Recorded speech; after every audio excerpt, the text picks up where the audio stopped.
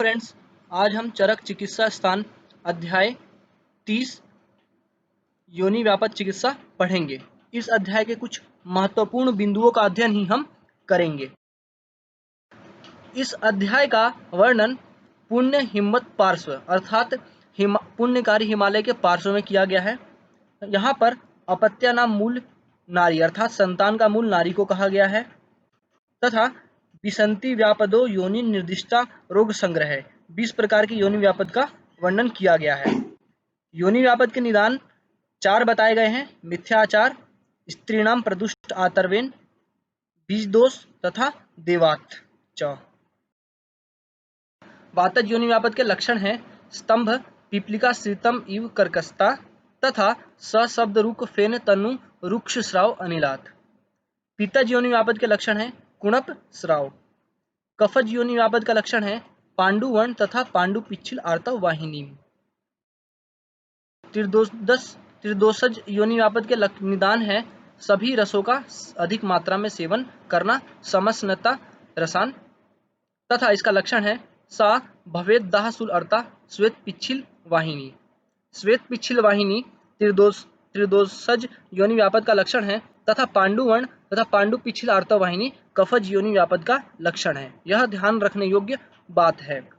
आश्रजा योनि व्यापद का लक्षण बताया गया है अति प्रवर्तते योनिया लब्धे गर्भ अपि आश्रजा अर्थात अधिक रक्त की प्रवृत्ति होने से गर्भ का नाश होना। और अरजस का योनि व्यापद का लक्षण बताया गया है सा अरजस का मता कार से विवर्ण जननी। आचरणा योनि व्यापद का निदान बताया गया है योनियम आधावनात् अर्थात योनि प्रदेश का नहीं धोना। इसकी वजह से जंतु उत्पन्न होकर वहां पर कंडू उत्पन्न करते हैं तथा इसका लक्षण है अति नर आकांक्षिणी। अतिचरणा योनि व्यापद का निदान और लक्षण है पवनो अति व्यवायन अर्थात अति व्यवाय से वात का कुपित होकर योनि प्रदेश में सोफ सुप्ति रुजा उत्पन्न करना। प्राक्षरणा योनि व्यापद। प्राक्षरणा योनि व्यापद के निदान तथा लक्षण है निदान है अधिक बाला स्त्री से मैथुन करना तथा इससे पृष्ठकटि उरु वंक्षण प्रदेश में रुजा होना। उपप्लुता योनि व्यापद। उपप्लुता योनि व्यापद सर्दी तथा श्वास वेग रोकने से उत्पन्न होता है तथा इसका लक्षण है पांडु सतोद आश्रम श्वेत स्रवती वा कफम। यह कफ और वात की प्रधानता से उत्पन्न होती है। यह कई बारी प्रतियोगी परीक्षाओं में पूछा गया है। परिप्लुता योनि व्यापद। परिप्लुता योनि व्यापद के लक्षण तथा निदान है यह शौचु तथा उद्गार वेग के अवरोध से उत्पन्न होती है। इसके लक्षण हैं शून्य स्पर्श अक्षमा श अर्ति नील पित्त अश्रिकम स्रवेत और यह पित्त और वात दोष की प्रधानता से उत्पन्न होती है। यह अत्यंत महत्वपूर्ण प्रश्न है। उदावर्तनी योनि व्यापद। उदावर्तनी योनि व्यापद में रजः कृच्छेण आवृतम विमुच्यते अर्थात रज का कृच्छता से निकलना और इसका अन्य लक्षण है आतर्वम सा विमुक्ते तु तत्क्षणम लभते सुखम रजसो गमनाद ऊर्ध्वम गया उदावर्तनी बुधे अर्थात जिस समय आर्तव की निवृत्ति होती है उसी समय उस स्त्री को सुख की अनुभूति होती है। कर्णनी योनि व्यापद। कर्णनी योनि व्यापद का कारण है अकाल बहमानिया अर्थात प्रसव काल स्थित न होने पर भी प्रवहन करना तथा इसके बारे में कहा गया है श्लेष्म रक्तेन मूर्छितः रक्त मार्ग अवरोधिन्या सतया कर्णिनी मता। पुत्रघ्नि योनि व्यापद के बारे में कहा गया है रुक्ष निदान सेवन से वात कुपित होकर गर्भम जातम विनाशयेत। इसे पुत्रघ्नि नाम दिया गया है। अंतर्मुखी योनि व्यापद के बारे में कहा गया है व्यवायम अति तृप्ताया भजती अन्न अति पीड़ितम अर्थात व्यवाय में तृप्त होकर भोजन का पान करना भोजन का ग्रहण करना। इसके लक्षण है वक्रति आननम योनिया सा अस्थि मांस अनिलार्ति भी। सूचिमुखी योनि व्यापद। सूचिमुखी योनि व्यापद गर्भस्थ शिशु में उत्पन्न होने वाला विकार है तथा यह रुक्ष निदान सेवन से वात कुपित होने के कारण उत्पन्न होता है। इसके बारे में कहा गया है मातृदोष अणुद्वारम कुर्यात सूचिमुखी तुसा। शुष्का योनि व्यापद। शुष्का योनि व्यापद के निदान है वैवाहिक काल में मलमूत्र आदि के वेग को रोकने से वात का कुपित होना, तथा इसका लक्षण है कुर्यात वीणमूत्र संगर्ति शोष योनि मुखस्य च। इससे वीणमूत्र आदि में संग उत्पन्न होता है तथा योनि के मुख में शोष उत्पन्न होता है। वामनी योनि व्यापद। वामनी योनि व्यापद अत्यंत महत्वपूर्ण है। इसका लक्षण है षडाहत सप्तरात्रम शुक्रम गर्भाशय गतम सरुजम निरुजम व अपि या स्रवेत सातु वामनी, अर्थात गर्भाशय में गए हुए शुक्र को 6 अथवा 7 रात्रि में रुजा अथवा बिना रुजा के जिस स्त्री में स्राव होता है उसे वामनी योनि व्यापद कहा गया है। संडी योनि व्यापद। संडी योनि व्यापद बीज दोष से उत्पन्न होता है तथा इसके लक्षण है निरिद्वेषी अस्तनी, अर्थात पुरुष से द्वेष और जिसमें स्तन ना हो। महायोनि योनि व्यापद। महायोनि योनि व्यापद के निदान है विषम दुख सैया मैथुनात् कुपितो अनिली, अर्थात विषम अवस्था में और दुख कारक सैया में मैथुन करने से वात का कुपित होना।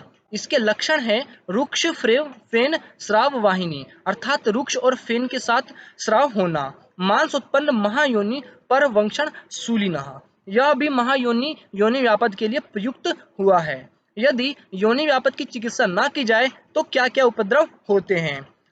मुख्य रूप से वात दोष के कुपित होने के कारण जो रोग उत्पन्न होते हैं वह इसके उपद्रव हैं तथा गुल्म अर्श और प्रदर योनि व्यापद के उपद्रव के स्वरूप उत्पन्न होते हैं। योनि व्यापद में दोषों की प्रधानता। 20 प्रकार के योनि व्यापद में वातज योनि व्यापद वात प्रधान, पित्तज योनि व्यापद पित्त की प्रधानता, कफज योनि व्यापद कफ की प्रधानता, सन्निपातज योनि व्यापद त्रिदोष की प्रधानता, इस प्रकार ये 4 योनि व्यापद बताए गए हैं तथा पित्त की प्रधानता से अरजस का और असृजा योनि व्यापद बताए गए हैं। परिप्लुता तथा वामनी योनि व्यापद वात और पित्त की प्रधानता से बताया गया है। कर्णनी तथा उपप्लुता योनि व्यापद वात और कफ की प्रधानता से बताया गया है तथा शेष 10 योनि व्यापद वात की प्रधानता से बताए गए हैं। यहाँ पर ध्यान रखने योग्य बातें हैं कि चरक ने 5 योनि व्यापद सुश्रुत से अलग बोले हैं। वह 5 योनि व्यापद हैं अरजस्का, प्राक्चरणा, उपप्लुता, अंतर्मुखी तथा शुष्का। एवं सुश्रुत ने जो 5 योनि व्यापद चरक से अलग कहे हैं वह हैं बंध्या, विप्लुता, प्रशंसनी, अति अनंदा तथा फलिनी। योनि व्यापद की चिकित्सा। योनि व्यापद की चिकित्सा वातज योनि व्यापद में स्नेहन, स्वेदन, बस्ती आदि का विधान है तथा पित्तज योनि व्यापद में रक्त पित्तनाशक, शीतल चिकित्सा और पित्तनाशक चिकित्सा का वर्णन है। श्लेष्मज योनि व्यापद में रुक्ष उष्ण कर्म का विधान बताया गया है। सन्निपातज योनि व्यापद में त्रिदोष के अनुसार मिश्रित चिकित्सा की जानी चाहिए। यदि योनि अपने स्थान से हट गई हो तो उसकी क्या चिकित्सा की जानी चाहिए? ऐसी अवस्था में स्निग्ध, स्नेहन तथा स्वेदन कर योनि को पुनः अपने स्थान पर स्थापित की जानी चाहिए। यदि योनि अपने स्थान पर स्थापित नहीं होती है तो वह स्त्रियों में शल्य के समान कष्टकारी होती है। योनि स्थापना अपविरता ही शल्यभूता मता स्त्रिया। योनि व्यापद में संशोधन कर्म। योनि व्यापद में मृदु संशोधन का वर्णन किया गया है। मृदु भी पंचनारी स्निग्ध स्विन्न उपचारेत। वातज योनि व्यापद की चिकित्सा। वातज योनि व्यापद की चिकित्सा में बताया गया है वात व्याधि हर चिकित्सा तथा नाड़ी कुंभी स्वेद, शंकर प्रस्तर स्वेद, लवण तेल का प्रयोग तथा वात नाशक मांस रस का प्रयोग किया जाना चाहिए तथा बला तेल, सेंधवादी तेल, गुरुच्यादि तेल आदि का वर्णन किया गया है। वातज योनि व्यापद में हिंसरा का कल्क योनि में धारण करना चाहिए। पित्तज योनि व्यापद में पंचवल्कल का कल्क तथा कफज योनि व्यापद में श्यामादि गण से सिद्ध कल्क को योनि में रखना चाहिए। पित्तज योनि व्यापद की चिकित्सा। पित्तज योनि व्यापद की चिकित्सा में शीतल, पित्तनाशक तथा घृत, स्नेहनार्थ घृत का प्रयोग का विधान है। बृहत शतावरी घृत का रोगाधिकार योनि व्यापद है। यह वृश्च तथा पुंसवन में हितकारी, छत क्षीण रक्त पित्त काश श्वास हलीमक में हितकारी, कामलावात रक्त विसर्प तथा हृदय अक्षी रोगों को नष्ट करने वाला होता है। इसी प्रकार पित्तज योनि व्यापद में जीवनीय गण से सिद्ध सर्पी तथा क्षीर का प्रयोग करना चाहिए। श्लेष्मज योनि व्यापद की चिकित्सा। श्लेष्मज योनि व्यापद की चिकित्सा में बताया गया है श्लेष्म प्रदुष्टायाम वर्ती संशोधनी हिता अर्थात संशोधन वर्ती का प्रयोग करना चाहिए। इसके लिए वाराह बहुसो पित्ते भवी तलेक्त के कृता अर्थात वाराह के पित्त से सिद्ध पीचू का प्रयोग किया जाना चाहिए तथा भावितम पैश्य अर्का अर्थात अर्कादिवर्ती पिपल्यादिवर्ती का प्रयोग का निर्देश दिया गया है। यहाँ पर उदुम्बरादि तेल का वर्णन मिलता है। कहा गया है कि यह सप्ताहात् श्रुध्याति क्षिप्रम अपत्यम चापी विंदति अर्थात विवृत पिच्छिल आदि योनि स्राव को 7 दिन में नष्ट करता है। और कहा गया है पिछला विवृता काल दुष्टा योनिश्च दारुणा अर्थात दारुण योनि व्यापद योनि स्राव को भी 7 दिन में नष्ट करता है। यहाँ पर एक योग का वर्णन आता है, वह पिपली अयोरज पथ्य से मिलकर बना है। यह योनि स्राव में हितकारी है। कहा गया है पिपली अयोरज पथ्या प्रयोग मधुना हिता अर्थात योनि स्राव में पिपली लोह भस्म और एरंड का चूर्ण में समान भाग में मधु के साथ सेवन करने से योनि स्राव में हितकारी होता है। कफज योनि व्यापद में कटु द्रवों से सिद्ध गोमूत्र की उत्तर बस्ती, पित्तज योनि व्यापद में मधुर द्रवों द्वारा सिद्ध क्षीर की बस्ती उत्तर बस्ती, वातज योनि व्यापद में अम्ल द्रव्यों द्वारा सिद्ध तेल की उत्तर बस्ती देनी चाहिए तथा सन्निपातज योनि व्यापद में त्रिदोष नाशक चिकित्सा की जानी चाहिए। कहा गया है कर्म साधारणम हितम। रक्त योनि में रक्त स्थापन औषधि का प्रयोग किया जाना चाहिए तथा प्रदर रोग में वातज प्रदर रोग में तिल का चूर्ण मधु के साथ, दधी मधु के साथ, घृत मधु के साथ, फाड़ित मधु के साथ अथवा सोकरी वसा अर्थात वराह वसा का प्रयोग मधु के साथ किया जाना चाहिए। यह वात अश्रिक दर नाशक होता है। पीतज अश्रिक दर में पयस्या उत्पल सालुक 20 कालियक अम्बुदम इन सब का प्रयोग का निर्देश दिया गया है। पुष्यानुग चूर्ण के बारे में कहा गया है पुष्यानुग नामम हितम आत्रेय पूजितम अर्थात यह आत्रेय द्वारा पूजित है। यह इस चूर्ण का रोगाधिकार योनि व्यापद है।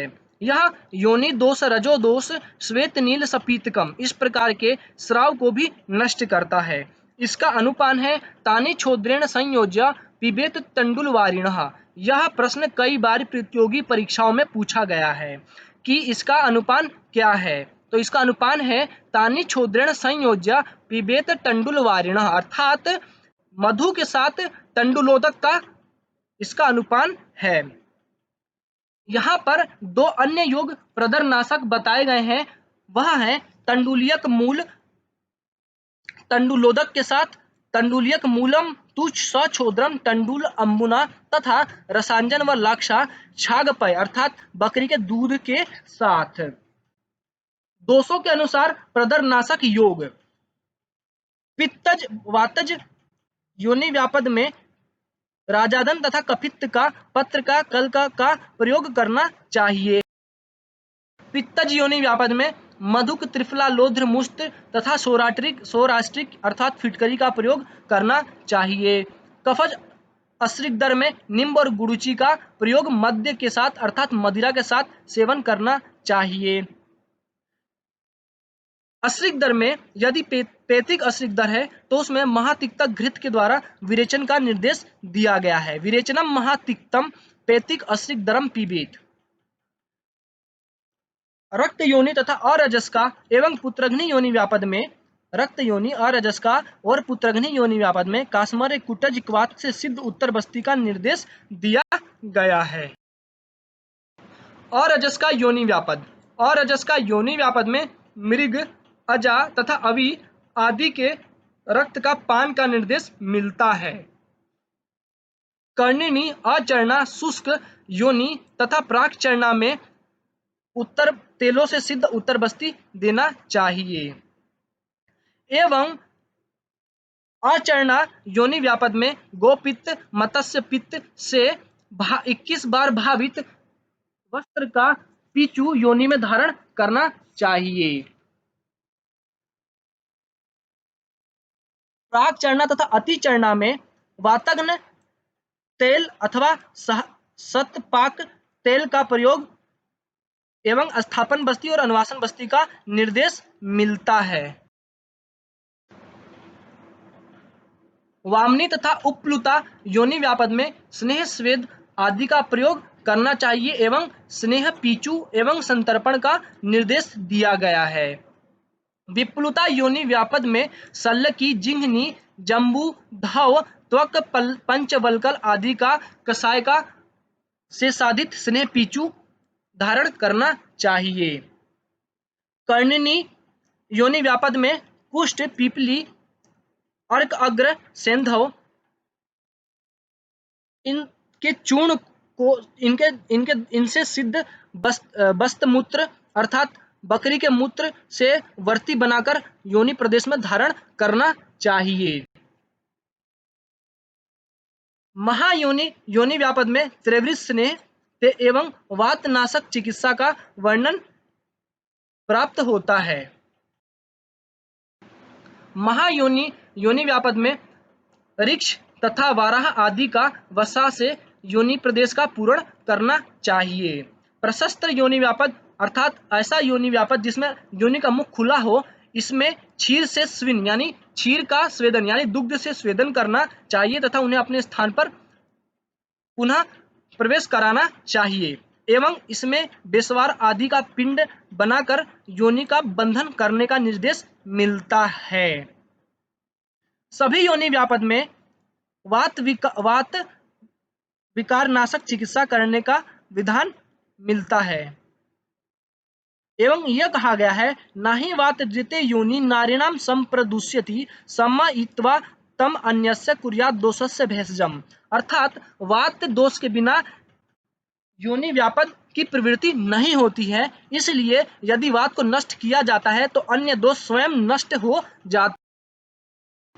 यहाँ पर श्वेत प्रदर नाशक 2 योग्य अन्न मिलते हैं, वह है रोहितक मूल का कल्क एवं आमलकी बीज का कल्क। सीता एवं मधु के साथ प्रयोग करने से श्वेत प्रदर नष्ट होता है एवं आमलकी चूर्ण को मधु के साथ प्रयोग करने से भी श्वेत प्रदर नष्ट होता है। यदि योनि से पिच्छिल स्राव की प्राप्ति हो तो पलाश, सर्ज, जम्बू, त्वक, समंगा, मोच, धातकी आदि के कल्क से सिद्ध द्रवों का प्रयोग करना चाहिए एवं पलाश आदि वर्ती का प्रयोग करना चाहिए। यदि योनि से दुर्गंधित स्राव आ रहा हो तो तुवरक के कल्क का प्रयोग का निर्देश दिया गया है।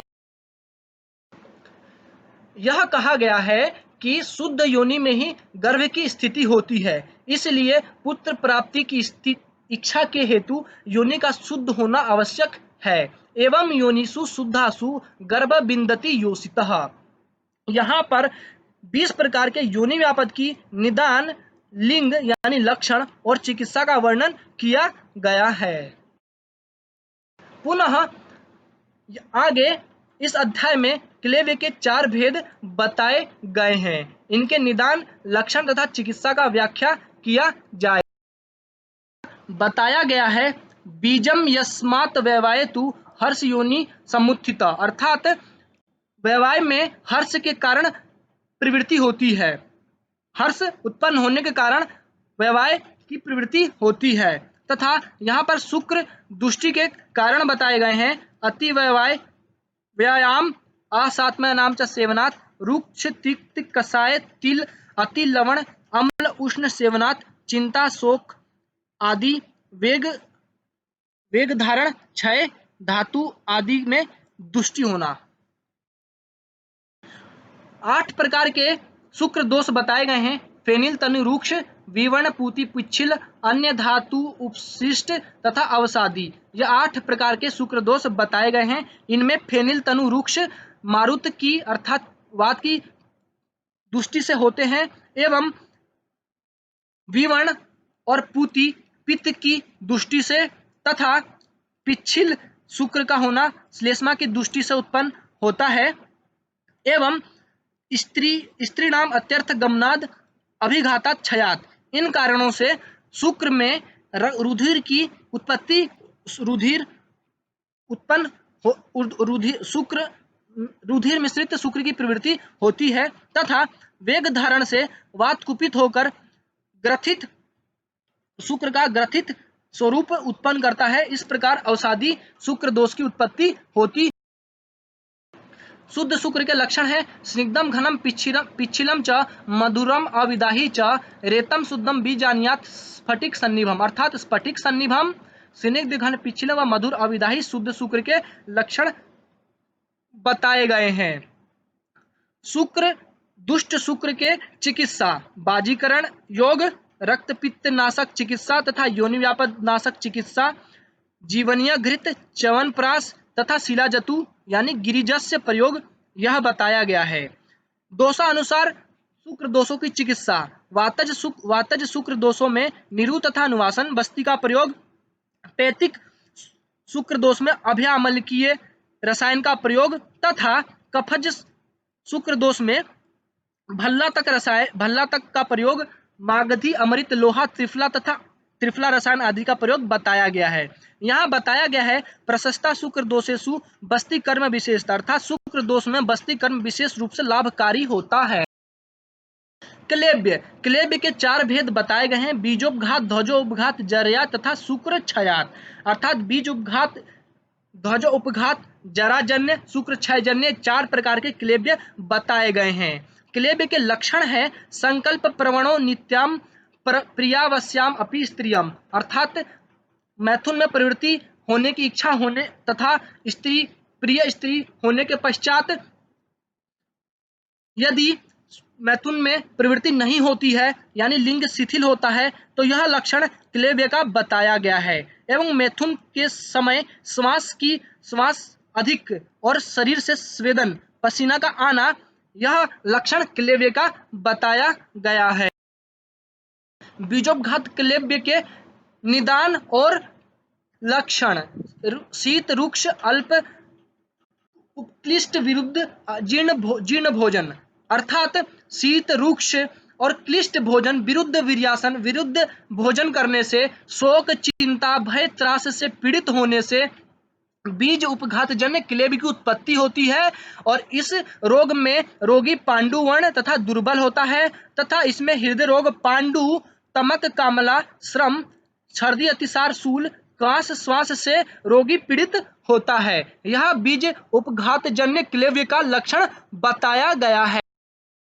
ध्वज उपभंग जन्य क्लेब्य, इसका निदान है अति अम्ल लवण क्षार विरुद्ध असात्म्य भोजन तथा अति अम्बुपानाद विषम आसन तथा पिष्टान्न गुरु भोजन से ध्वज भंग जन्य क्लेब्य उत्पन्न होता है। इसमें लिंग में स्फोट, तीव्र स्फोट तथा लिंग में पाक उत्पन्न होता है तथा इसे पुलाक उदक के सदृश स्राव आता है और यह ध्वज भंग 5 प्रकार का बताया गया है। जरा जन्य क्लेब्य, इसके कारण है रस आदि का क्षय होना तथा बल, वीर्य, इंद्रिय आदि का क्षय होना। यह जराजन्य क्लेब्य के कारण है, इसमें रोगी विवर्ण, दुर्बल तथा दीन हो जाता। क्षयजन्य क्लेब्य, यह चौथा क्लेब्य का भेद है। इसका निदान है अतीव चिंतनाचय, बहुत चिंता करना, शोक, क्रोध, भय आदि से। इसके बारे में बताया गया है रस प्रधान धातु ही क्षीयते तत्वरिणाम, अर्थात रस प्रधान धातु का क्षय होने से एवं शुक्रम परम धाम मतम, अर्थात धातुओं के परम धाम शुक्र का नष्ट हो जाने के कारण क्षयज क्लेब्य उत्पन्न होता है। तथा आगे बताया गया है कि ध्वज भंग तथा क्षयजन्य अर्थात ध्वजभंग और क्षयजन्य ये दो प्रकार के क्लेव्य असाध्य बताए गए हैं। एवं कुछ आचार्य कहते हैं सेफ के छेदन अर्थात मेढ्र के छेदन से और वृषण के पाटन से उत्पन्न होने वाला यह दो अन्य क्लेव्य भी असाध्य बताया गया है। यहाँ पर सहज क्लेव्य का वर्णन भी आचार्य करते हैं। सहज क्लेव्य के कारण है माता पिता बीज दोष अर्थात माता पिता एवं बीज में दोष होने के कारण सहज क्लेव्य उत्पन्न होता है। इसमें इसके लक्षण हैं तत्र संपूर्ण सर्वांग स भवति पुमान अपुमान पुमान अर्थात संपूर्ण अंग से युक्त होने के पश्चात भी वह पुरुष नहीं होता है। भवति अपुमान पुमान। क्लेव्य की चिकित्सा में बताया गया है बस्ती क्षीर सर्पी से सिद्ध बस्ती वृष योग का प्रयोग रसायन का प्रयोग एवं देव अभिचारज क्लेव्य में देवपाश्रय चिकित्सा भी करनी चाहिए। क्लेव्य की चिकित्सा में बताया गया है स्नेहन स्वेदन देकर स्नेहयुक्त विरेचनम सुस्निविन्न स्निग्ध गात्रस्य स्नेहयुक्त विरेचनम तथा आस्थापन बस्ती आदि का प्रयोग करना। पलाश एरंड मुस्तादि अनुवासन स्थापन बस्ती का प्रयोग करना तथा बाजीकरण के योग का प्रयोग करना बताया गया है। इस प्रकार बीज उपघात जन्य क्लेव्य की चिकित्सा बताई गई है। अब ध्वजभंग जन्य क्लेव्य की चिकित्सा बताई गई है प्रदेह परिसेक तथा रक्त मोक्षण स्नेहपान तथा स्नेहयुक्त विरेचन स्थापन एवं अनुवासन बस्ती का प्रयोग एवं व्रण के समान चिकित्सा। यह ध्वजभंग जन्य क्लेव्य की चिकित्सा बताई गई है। जराजन्य क्लेव्य तथा क्षयज क्लेव्य की चिकित्सा में बताया गया है स्नेहन स्वेदन तथा स्नेहयुक्त शोधन एवं रसायन का प्रयोग। यह जराजन्य तथा क्षयजन्य क्लेव्य की चिकित्सा बताई गई है।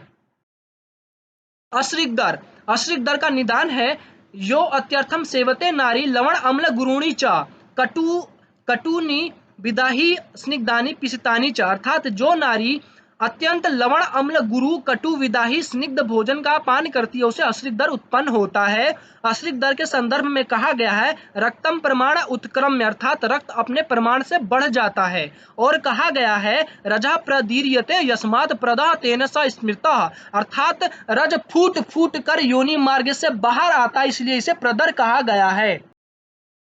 प्रदर के चार भेद बताए गए हैं चतुर्विधम व्यास तस्तु वातादे सन्निपाततः। चार प्रकार के प्रदर हैं वातज पित्तज कफज तथा सन्निपातज। वातज प्रदर का मुख्य लक्षण है किंसुकोदक संकाश सरोजम व अथ निरुजम अर्थात किंसुकोदक के सदृश रुजा अथवा बिना रुजा के स्राव होना। पीतज प्रदर का लक्षण है नितांत रक्तम स्रवती मुहुर अर्थात बहुत ज्यादा मात्रा में रक्त का स्राव। कफज प्रदर का लक्षण है पिछिल पांडुवर्ण का स्राव एवं सर्दी अरोचक हल्ला श्वास का से पीड़ित होना। सन्निपातज प्रदर का लक्षण है सर्पी मज्जा तथा वसा के सदृश का योनि से स्राव। वह प्रदर रोग जिसमें तृष्णा दाह तथा ज्वर युक्त हो वह असाध्य बताया गया है तथा शुद्ध आर्तव का लक्षण बोला गया है गुंजाफल सवर्णम च पद्मालक सन्निभम इंद्रिय गोप संकासम आर्तवम शुद्धम आदिशेत। एवं यह भी बताया गया है कि मेंस्ट्रुअल फ्लो 5 दिन का होता है। चरक ने 5 दिन का मेंस्ट्रुअल फ्लो तथा सुश्रुत ने 3 दिन का मेंस्ट्रुअल फ्लो बताया है। प्रदर की चिकित्सा में बताया गया है कि चतुर्णाम प्रदराणाम चारों प्रदर में वातज नाशक योनि व्यापद की जो चिकित्सा बताई गई है वही चिकित्सा की जानी चाहिए तथा रक्त अतिसार रक्त पित्त एवं रक्त अर्श की जो चिकित्सा है वह की जानी चाहिए। स्तन्य दुष्टि 8 प्रकार के बताए गए हैं। त्वष्ट क्षीर दोषा 8 क्षीर दोष हैं। उसके निदान है अजीर्ण असात्म्य विषम विरुद्ध अत्यर्थ भोजनात् लवण अम्ल कटु क्षार प्रकिल्यनाम च सेवनात् अर्थात अजीर्ण असात्म्य विषम विरुद्ध भोजन करना लवण अम्ल कटु क्षार प्रधान भोजन करने से स्तन्य दुष्टि होती है। स्तन्य दोष 8 प्रकार के बताए गए हैं। 8 प्रकार के स्तन्य दोष हैं। वेरस्य फेन संघात रोक्ष यह 3 है वेरस फेन संघात तथा रोक्ष ये वात से उत्पन्न होते हैं तथा वेवर्ण और दुर्गंध स्तन्य दुष्ट यह पित्त से उत्पन्न होता है तथा पिच्छिल और गुरु स्तन्य दुष्टि यह कफ से स्नेह पिच्छिल गुरु स्तन्य दुष्टि यह कफ दुष्टि से उत्पन्न होता है। वीरस स्तन दुष्टि का लक्षण है कृषि भवती, बालक कृष होना, न च स्वदते क्षीरम, क्षीर का स्वाद युक्त ना होना, कृच्छेण च विवर्धते, बालक बहुत मुश्किल से उसका शरीर का विकास होता है। फेन संघात स्तन दुष्टि के लक्षण है बालक का क्षाम स्वर युक्त होना तथा बालक का बद्धवीण मूत्र मारुत होना एवं बालक में शिरोरोग और पीनस की उत्पत्ति होना तथा रुक्ष स्तन दुष्टि का लक्षण है बालक में बल का ह्रास होना। इसी प्रकार विवर्ण स्तन दुष्टि का लक्षण है स्विन, बालक का पसीना युक्त होना, तृष्णा, बालक का प्यासा होना, भिन्नविट, मल का पतला होना तथा बालक के शरीर का सदैव उष्ण प्रतीत होना, नित्य उष्ण शरीर, नाभिनंदती तम स्तनम, अर्थात दुग्ध में उसकी दुग्ध पाने में उसकी प्रतीति बालक की ना होना। दुर्गंध क्षीर दोष में बताया गया है पांडु तथा कामला रोग की उत्पत्ति। अब यहां पर कफज स्तन दुष्टि बताई जाएगी।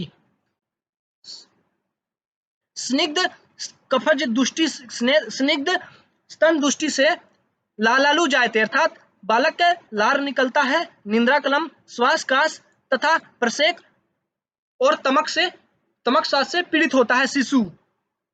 पिच्छिल स्तन दुष्टि से बालक का लालालू शून्य वक्र अक्षी जड़ अर्थात बालक के मुंह से लाल और वक्र और अक्षी प्रदेश में मुंह और अक्षी प्रदेश में शून्यता और जड़ता उत्पन्न होती है। गुरु क्षीर दोष से बालक में हृदय रोग की उत्पत्ति बताई गई है।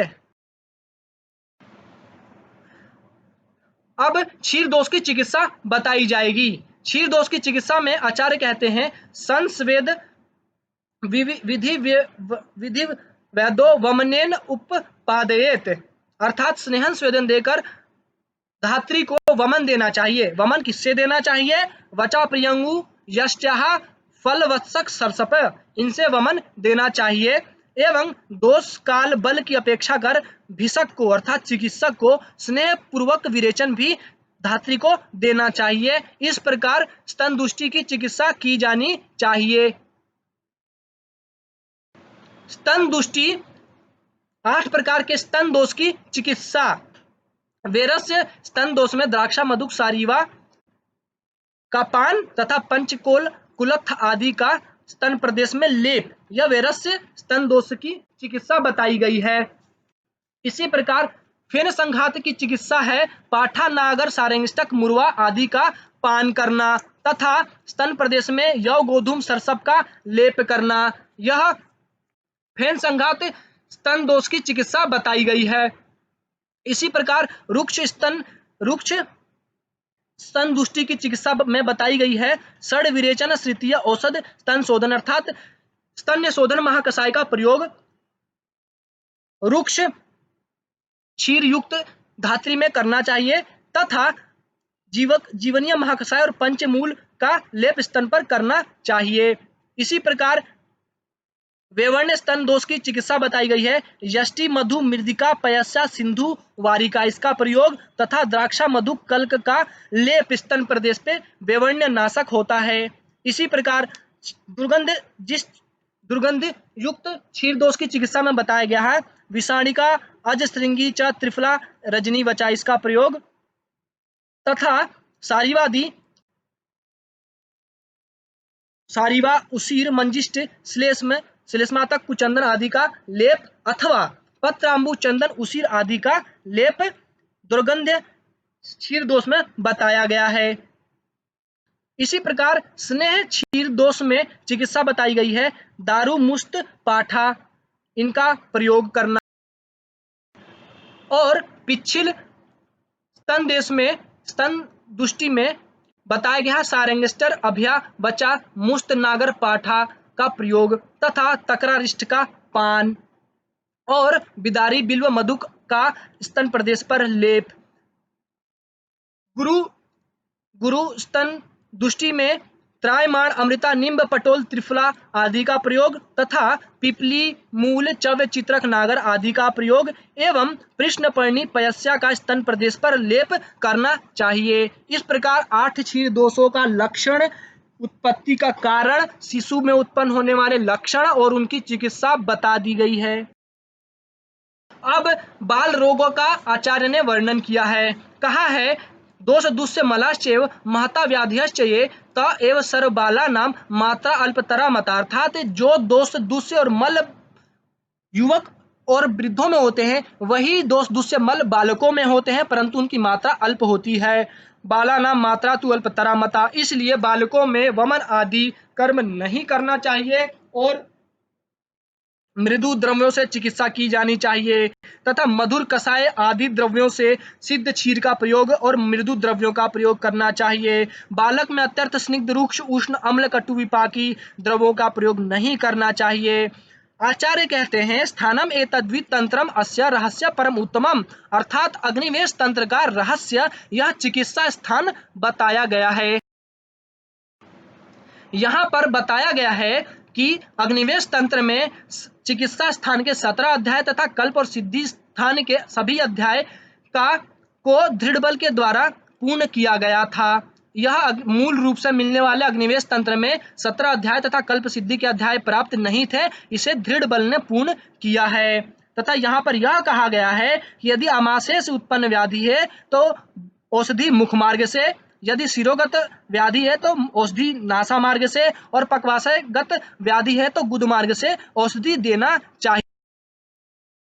यहाँ बताया गया है कि औषध की सेवन काल, औषध के सेवन काल 10 आचार्य चरक ने बोले हैं, सारंगधर ने 5 बोले हैं। अब यहाँ पर 10 औषध सेवन काल का वर्णन किया जाएगा। प्रातः काल, जो बलवान व्यक्ति है वह प्रातः काल निरअन्न यानी बिना कुछ खाए भेषज का सेवन करे, सेवन काल यह एक हुआ। दूसरा सेवन काल है जो दुर्बल व्यक्ति है वह लघु पथ्य अन्न खाकर भेषज का प्रयोग करे, यह दूसरा सेवन काल हुआ।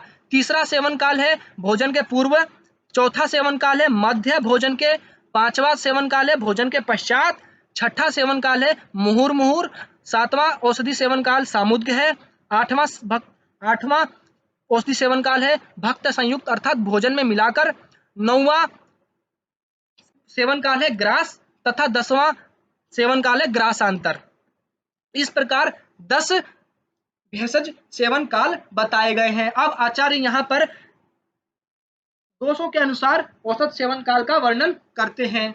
अपान वायु के विगुण होने पर भोजन के पूर्व औषधि, समान वायु के विगुण होने पर भोजन के मध्य में, व्यान वायु के विगुण होने पर प्रातः काल के भोजन के पश्चात, उदान वायु के विकृत होने पर सायंकाल के भोजन के पश्चात, प्राण वायु के दुष्टि पर ग्रासांतर में, तथा श्वास काश पिपासा से पीड़ित होने पर मुहुर मुहुर, हिक्का उत्पन्न होने पर सामुद्र तथा अरुचि उत्पन्न होने पर विभिन्न प्रकार के भोजनों के साथ यह देना चाहिए। आचार्य ने कहा है कि ज्वर चिकित्सा में पेया, कषाय, छील, सर्पी तथा विरेचन यह प्रत्येक 6-6 दिन पर करना चाहिए। आचार्य ने कहा है मुहुर मुहुर रोगाणाम अवस्थम आतुरस्य च, अर्थात जो भिषक बार बार रोग की और रोगी की परीक्षा करके चिकित्सा कर्म में प्रवृत्त होता है वह चिकित्सा कर्म में कभी भी मोहित नहीं होता है। अवेक्षमाणस्तु भिषक चिकित्सायाम न मुह्यति। यहाँ कहा गया है वसंत ऋतु में श्लेष्मज रोग उत्पन्न होते हैं, शरद ऋतु में पित्तज रोग तथा वर्षा ऋतु में वातिक रोग उत्पन्न होते हैं। तथा यहाँ पर सातवें का वर्णन किया गया है। पूर्व प्रदेश में रहने वाले लोगों को मत्स्य साथ में होती है, सिंधु देश में रहने वाले लोगों को क्षीर साथ में होती है, असम तथा अवंतिक प्रदेश में रहने वाले पुरुषों को तेल और अम्ल साथ में होता है, मलय प्रदेश में रहने वाले लोगों को कंदमूल फल पसंद यानी साथ में होता है, दक्षिण प्रदेश में रहने वाले लोगों को पेया पसंद होता है साथ में होता है, उत्तर तथा पश्चिम प्रदेश में रहने वाले लोगों को मंथ साथ में होता है, मध्य प्रदेश में रहने वाले लोगों को यव, गोधूम, गोरस आदि साथ में होता है। इस प्रकार आचार्य ने सात में का वर्णन किया है। इससे प्रश्न आ सकता है। यहाँ पर विपरीतार्थकारी चिकित्सा का वर्णन भी किया गया है। और इस प्रकार इस अध्याय की समाप्ति होती है। इस अध्याय में 20 प्रकार के योनि व्याबद, उनका लक्षण, उनका निदान, उनकी चिकित्सा, शुक्र दोष, 8 प्रकार के शुक्र दोष, उनकी निदान, उनकी लक्षण, उनकी चिकित्सा, 4 प्रकार के क्लेव्य, उनका लक्षण, उनकी निदान, उनकी चिकित्सा, 4 प्रकार के पदर, उनका लक्षण, उनका निदान, उनकी चिकित्सा बताई गई है तथा शुद्ध शुक्र, शुद्ध आर्तव के लक्षण बताए गए हैं तथा बालकों में किस प्रकार चिकित्सा की जानी चाहिए, इस प्रकार सब बताया गया है। 8 प्रकार के क्षीर दोष, उनके लक्षण, निदान और उनकी चिकित्सा बताई गई है। यह पाठ का सार है। उम्मीद है यह वीडियो आपको बहुत पसंद आया होगा। यदि आपको पसंद आया तो इसे जरूर लाइक और सब्सक्राइब करें। Thank you very much.